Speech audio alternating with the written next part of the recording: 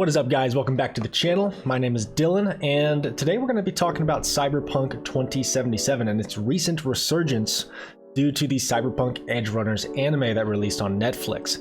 I wanted to talk about this because it's actually not the first time it's happened, not even the first time it's happened to a CD Projekt Red property, and this resurgence also brought with it some strange takes and concerns that I want to talk about as well. So without further ado, let's just jump into it. What has happened? Let's kind of recap in case some of you don't know. Obviously, Cyberpunk Edgerunners is a new anime that came out on Netflix two weeks ago, and it took the internet by a storm. It is a very good series. I've watched it all the way beginning to end. It's a short one, 10 episodes, very digestible. I do recommend it for sure.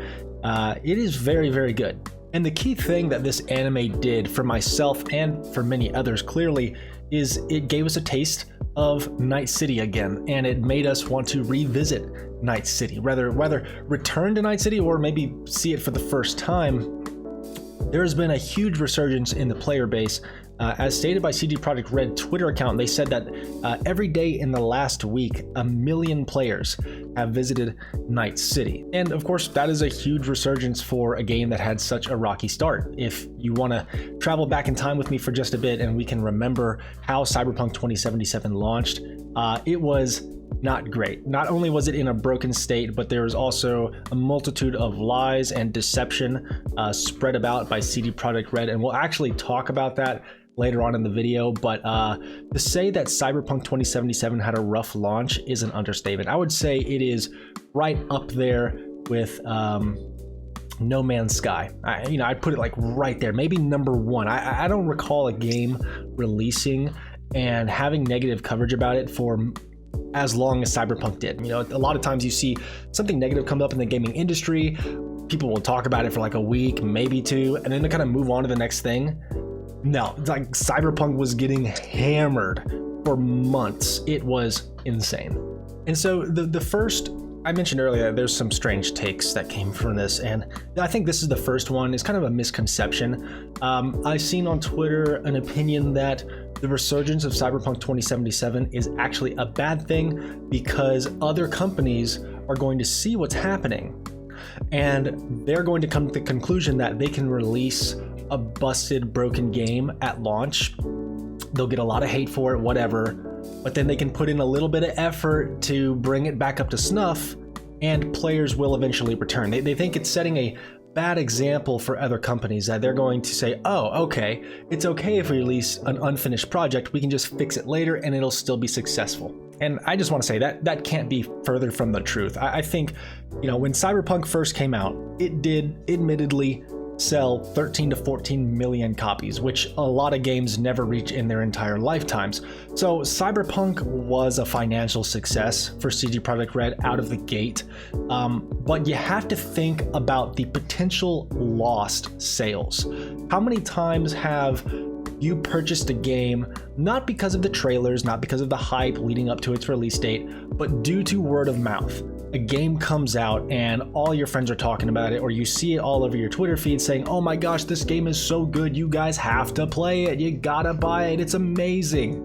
Cyberpunk 2077 had a ton of hype, one of the most anticipated launches that I can really think of. It was supposed to be the next step in the evolution of gaming, and when it came out and it didn't reach those expectations, there was a lot of word of mouth, but it was a negative word of mouth. It was a lot of negative press, people telling you, avoid this game at all costs.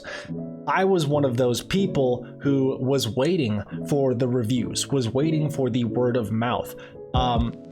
I was skeptical of Cyberpunk. I thought that it was overpromising. It sounded almost too good to be true, so I wanted to wait a couple of days before I bought my initial copy. I was one of those people who did not buy Cyberpunk on day one.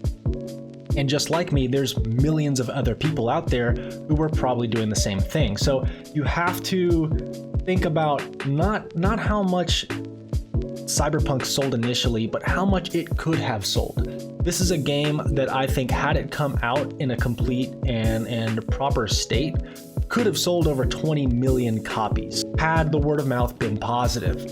But instead, with all the negative press, we had people returning the game. And if you guys remember, PlayStation even stripped Cyberpunk 2077 off of their digital store. Think about how many sales could have been made during that time. Cyberpunk was off the digital store for PlayStation for several months. Several months, people could not buy the game digitally. That has got to have had a humongous financial impact. We had the price of the game drop so low.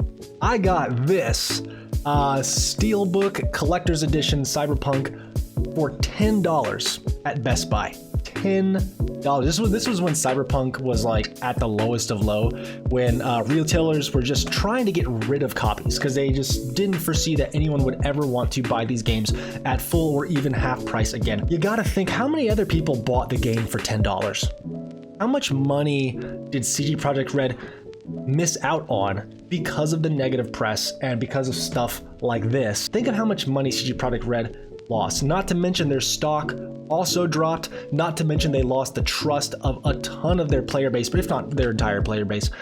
I've said it, if you've been following me on Twitter as I've been playing Cyberpunk again, you know I say, you know, I'm back into Cyberpunk, it's really fun, I'm enjoying myself, but I don't fucking trust you, CD Projekt Red. You know, it's gonna take a couple more releases from CDPR before they get my trust back. And you also have to think that, you know, how much money are they gonna lose on future game releases? You know, they're working on The Witcher 4. They're going to release The Witcher 4. It's going to be successful, but there's probably a decent chunk of players out there who are gonna be more skeptical of Witcher 4, who are not going to pre-order it, who are not going to buy it on day one because they no longer trust CD Projekt Red. And so you have to think, how did this disastrous launch of Cyberpunk 2077 affect even future game sales? You know, so not only did they lose money on this initial project, but maybe even on future projects, people are going to be more skeptical, more hesitant to buy their games right out of the gate. So all of that said, no, I don't think any other companies are going to look at what's happening with Cyberpunk, this resurgence, and say, let's emulate that. Let's make a horrible fucking game out of the gate, and then we'll invest a lot of money and manpower and time to bring it back up to snuff, and in hopes that we somehow get a resurgence later on. And let's make an anime. Let's make an anime. That'll do it. I don't think other companies are going to look at what CD Projekt Red has done with Cyberpunk and say, that's the way to go for us, especially for like a single player campaign style of game. You can get away with this with free-to-play games.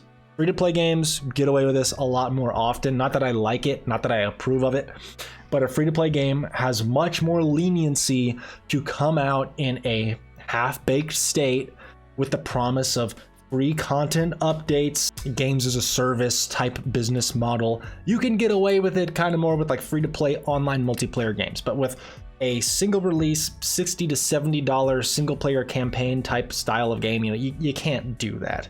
You can't expect people to shell out 60 to 70 bucks for a broken mess of a game. Which brings me into my next little critique here. I've seen a lot of people get real snooty saying, oh, I see a lot of people are enjoying Cyberpunk 2077 now. Well, guess what? I've been playing Cyberpunk 2077 since day one. And this game was never bad. This game was awesome from day one, and you guys are just now jumping on the bandwagon because of the anime. You know, you're getting like this superiority complex from some people saying, I've been off. Cyberpunk 2077 was never bad. You guys just had bad taste. But now that the anime's out and you're feeling it, oh, now suddenly Cyberpunk is good again, right? Okay, now it's something.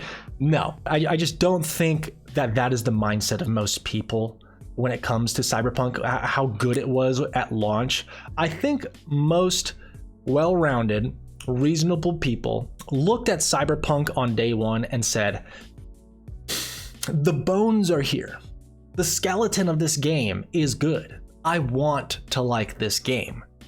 But it's just a broken mess, and CD Projekt Red lied.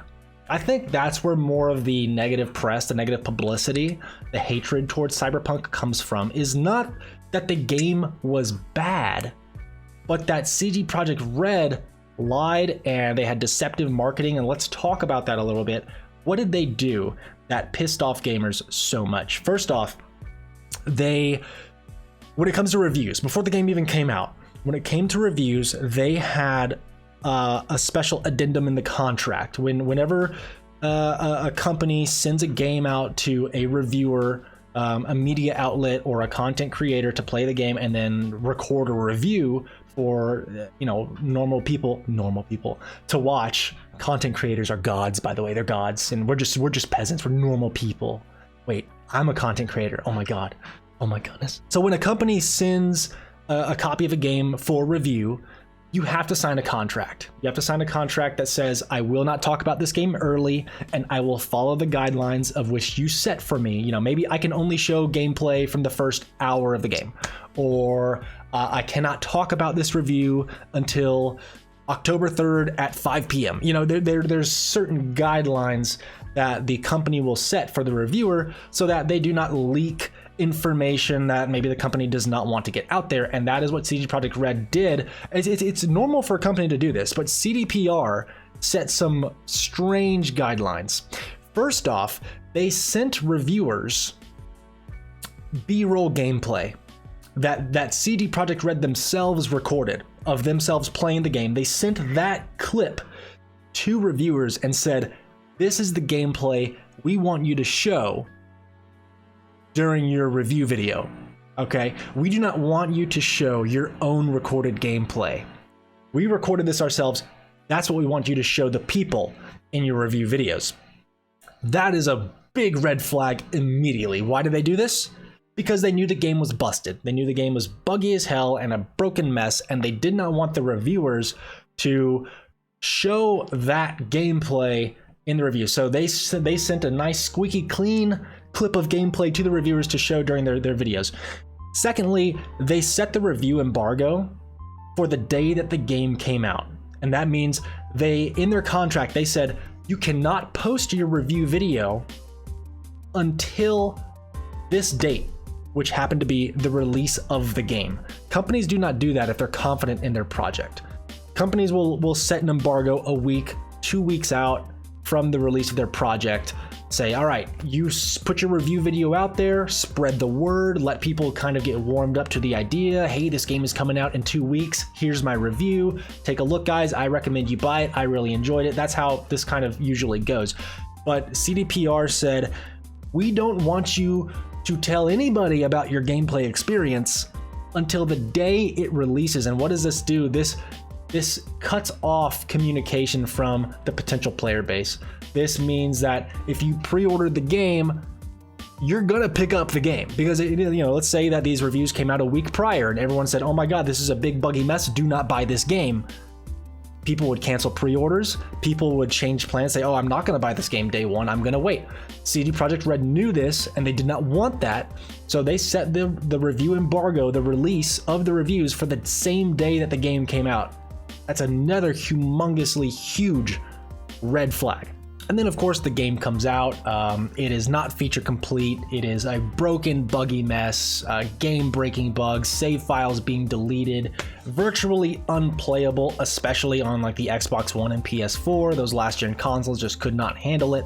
CD Projekt Red clearly bit off too much they could chew, and they rushed the game out because they wanted that cheddar. So no, I don't think anyone was arguing that Cyberpunk 2077 was a bad game at launch from a story standpoint, a character, a world standpoint. I think the concept was good. I think most people would agree, like, oh man, this could be a great game if it weren't for the bugs. If my save file didn't get deleted every 2 hours, this could be a good game. So people weren't down on the game, on the content itself. They were down on CD Projekt Red, their lying, manipulation, and the buggy, broken state of the game. And this brings me to kind of my last little talking point here. The fact that this is not the first time that something like this has happened for CD Projekt Red, that a resurgence in a game of one of their properties has been spurred on by a release of a series on Netflix. You have to look back at The Witcher 3. When The Witcher Netflix series dropped, The Witcher 3, and again, I was in on this too. I watched The Witcher Netflix series and I said, man, I want some more. So I jumped back into The Witcher 3, as did many others. I do not have the numbers in front of me right now. I probably could look them up. I probably should look them up. No, I'm not gonna look them up. But a huge player base spike in The Witcher 3. CG Projekt Red made an announcement about it, like, oh my gosh, like more people. I think what happened is more people, more concurrent players were playing The Witcher 3 during the Netflix series run than they were when the game first came out. And so now we're seeing something similar with Cyberpunk and the Cyberpunk Edgerunners anime. And I think this is going to be a trend going forward. I think this is going to be something that companies look at and say, oh wow, okay, people are kind of enjoying some of these Netflix series and they're coming back to our games. Now we have the Nier Automata anime coming out, I think in January, and they released a trailer for it recently. If you haven't seen it, go check it out. It does look very good. So we'll see what happens with Nier. Obviously, Nier's a little bit more of a niche series, a niche. Can I say that word? Niche franchise. So we'll see if people want to come back to Nier Automata. For me personally, I will not, because I freaking hate that game. If you guys know me, I hated Nier Automata. We'll talk about that another day. But we'll see if something similar happens. The anime comes out, people enjoy it, and they want to jump back into the game. We'll see a surge in player count, and it might be a trend going forward. You know, we always talk about how video game to movie adaptations never go well, but we're seeing some video game to series adaptations that seem to be working out pretty well. And it just goes to show, if you take the property and you put it in the right hands, you treat it with care, you give it a good budget, and you stick to the source material, you can have a great video game to series, video game to movie adaptation that can then even boost the player base of your video game. You know, it can happen. It is possible. You just got to take it seriously. You know, these companies feel like, oh, it's going to sell regardless due to the name. People are going to come and see the movie due to the name, due to the brand. So let's put maybe not as much effort, not as much manpower, not as much budget as we would a typical movie, because this is a video game movie. We don't have to take it as seriously. But I think this goes to show that if you do put in the time, effort, and care and love into a project, you can make a good video game adaptation. So we'll see if this trend continues, especially I think if Nier Automata and that anime does well, and we see a similar thing where the player base rises for Nier Automata. I think we're really going to start to see a big pattern of companies trying to make these video game to series adaptations in the hopes that they can bring back their player base to their single player type games or multiplayer games. So I think that's an exciting prospect, because I've really enjoyed the Witcher series and of course Cyberpunk Edgerunners. I recommend go watch that anime. It's so good, it's so good. I cried in the last episode. I did. I fucking cried. I don't do that a lot for media, like watching shows or movies. I don't cry. They don't make me cry very often, but Edgerunners got me, man. Edgerunners got me, so definitely go check that out. But guys, I think that's all I have to say on the subject. Very interesting news week for video games. If you liked the video, hit the like, hit subscribe, comment down below. Have you jumped back into Cyberpunk? Have you seen the anime? Did you like it? Did you not like it? How do you feel about all of the points that I made in this video? And I guess that's it. That's it. All right. Bye.